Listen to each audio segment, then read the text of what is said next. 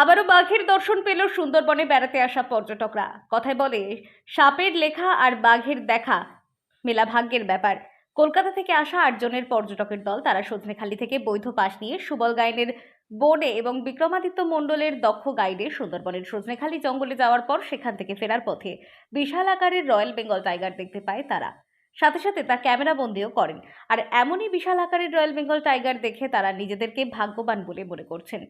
সুন্দরবনের বাঘ ক্যামেরাবন্দি হওয়ায় যেমন পর্যটক খুশি, তেমনি এই পর্যটন ব্যবসার সাথে যুক্ত ব্যবসায়ী ও গাইডরা ভীষণ খুশি।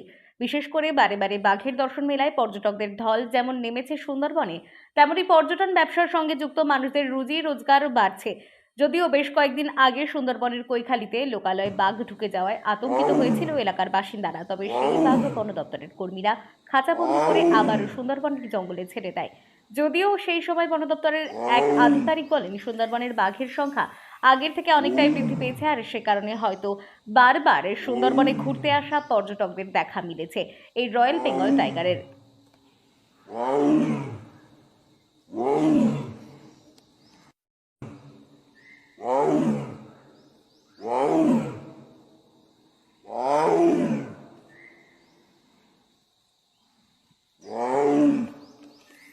যদিও মৌসুমের শুরু থেকে বারে বারে দেখা মিলেছিল, আবার শীত যাওয়ার মুখে বাঘের দেখা পেল পর্যটকরা। গত কয়েকদিন আগে বারুইপুর থেকে আসা কয়েকজন পর্যটক বাঘের দেখা পেয়েছিল, আবারও দেখতে পেল পর্যটকরা।